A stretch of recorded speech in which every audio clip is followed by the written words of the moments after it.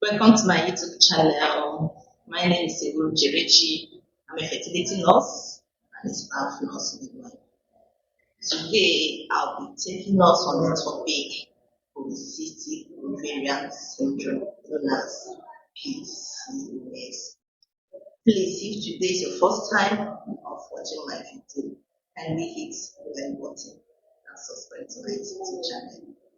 So, stay tuned. What is this polycystic ovarian syndrome all about? It is a hormonal problem that happens during the reproductive years of a woman, and it usually starts during adolescence. According to some researches made, it is the leading cause of infertility, and it affects about 8 to 18% of women of their reproductive age, and 70% of these cases are undiagnosed. So, what are the causes of this condition? The cause is unknown, but it is thought to be related to abnormal hormonal level. What am I trying to say? When some hormones in the system are not balanced, especially when they're on the high side, it can lead to this condition. Number one of them is testosterone. Number two, luteinizing hormone. And number three, prolactin. When there is increased testosterone, it can lead to irregular menstrual period. Then when there is increased luteinizing hormone, it can impede oocyte maturation. Remember, the function of this luteinizing hormone is to mature eggs so that they be ovulated. But the reverse is the case. When there is an increase in this hormone, it can impede oocyte maturation. Then the number three is prolactin. When the prolactin is on the high side, there is an ovulation. Then the next one is insulin resistance. The pancreas releases insulin so that it will bring down the blood glucose and also store them in the cells.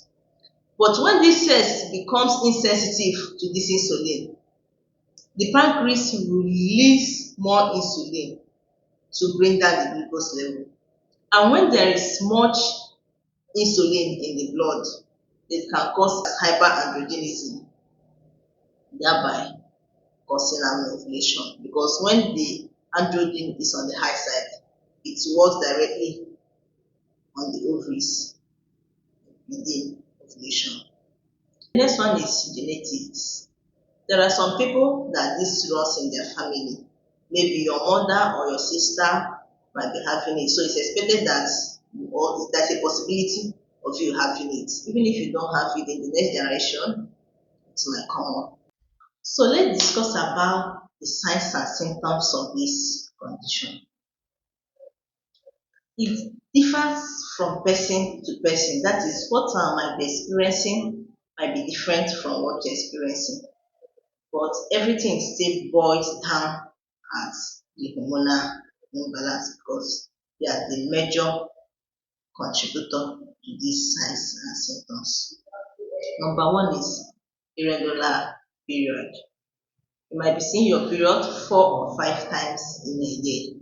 And despite the fact you are seeing it 4 or 5 times, it lasts longer than 7 days. And your cycle occurs more than that 5 days. That should be a red flag that I will be having this condition. Difficulty in getting pregnant. Oh yes, because your period is not consistent. So you don't actually know when you are ovulating. So it makes it difficult for pregnancy to occur. Another one is hirsutism, that's excessive hair growth. It could be on the face, on the chest, or at the back. Weight gain. That one is as a result of increased level of estrogen. Depression and anxiety. This is also a result of the increased level of estrogen. Then acne and oily skin on your faces. And these conditions are more severe in people with obesity. When your BMI is not within the normal range, it's on the high side. there's a possibility that these symptoms will be more severe. And please, when you notice all these signs, please seek urgent attention to see a medical doctor, because early detection and treatment will prevent many complications that comes with this condition. It's very necessary to seek urgent help from your physician to prevent all those complications. So what are the treatment options for this condition? This condition is a chronic condition and it is incurable. However, the signs and symptoms can be managed through lifestyle modifications, medications, and fertility treatments. Coming to lifestyle modifications, let's take our mind back to signs and symptoms. That's weight gain. So how can you improve this your weight? Number one, you exercise regularly, eat healthy meals, that is, eat more of fruits and vegetables, cut down on your carbohydrates, eat more of lean meat, fish, and chicken. Then coming to drugs, there are many drugs that are being prescribed for this group of people. Number one is contraceptive pills. These contraceptive pills, they help to reduce the level of androgen, thereby helping to manage the signs and symptoms these androgens could bring. They help to regulate your menstrual cycle, thereby bringing it to normal. It also helps to thin the endometrial lining, thereby reducing the risk of endometrial cancer. Intrauterine device. This device, especially the one that contains progestin, they help to thin the endometrial lining, thereby preventing endometrial cancer. We have statins. This group of drugs helps to reduce the blood level of cholesterol. We also have metformin, known as glucophage. They improve insulin resistance, that they lower the insulin level in the blood. When there is excessive insulin in the blood, it causes increase in androgen, thereby causing an ovulation.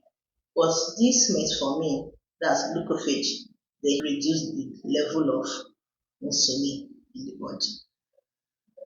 Then we have clomid and letrozole. They induce ovulation. Then adaptones.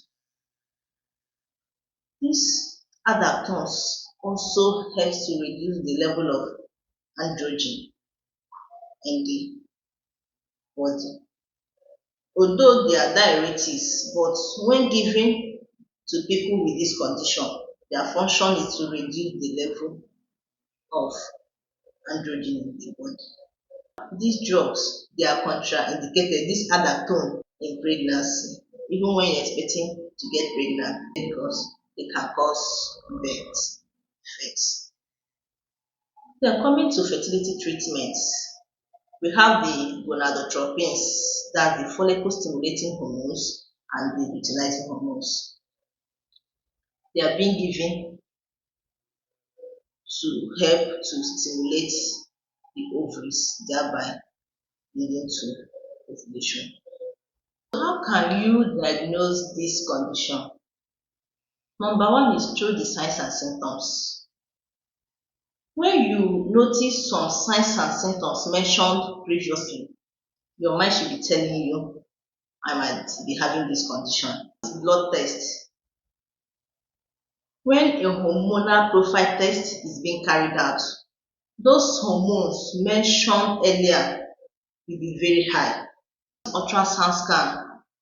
When an ultrasound scan is being carried out on you, in a normal ovary, you will see that the follicles are scattered within the ovaries, while in a polycystic ovary, They are peripherally, that's at the outer edge of the ovaries. That will tell you this ovary looks polycystic. Another one is a hormone known as AMH, anti-Mullerian hormone. This hormone, when it is low, it shows that you have low egg reserve. But when it is high, it's a sign of this condition, polycystic ovarian syndrome. So, what are the complications of this polycystic ovarian syndrome? Number one is type 2 diabetes. Remember, the body cells are now insensitive to the insulin that is being released by the pancreas. As a result of this, there will be increased level of glucose in the blood, which can lead to this type 2 diabetes. Depression, anxiety, they are not comfortable with these signs and symptoms. Again, the high level of estrogen can also contribute to this. We have endometrial cancer. This is as a result of increased level of estrogen, which will cause the thickening of the endometrium. Although this complication is rare. We have infertility, miscarriage. We have sleep apnea, that's interrupted breathing pattern while sleeping. This one is usually common to people that are obese. Then the last but not least is hypertension and high cholesterol. These two complications can lead to some heart diseases and stroke. If you find this video interesting, please subscribe to my channel. Thank you.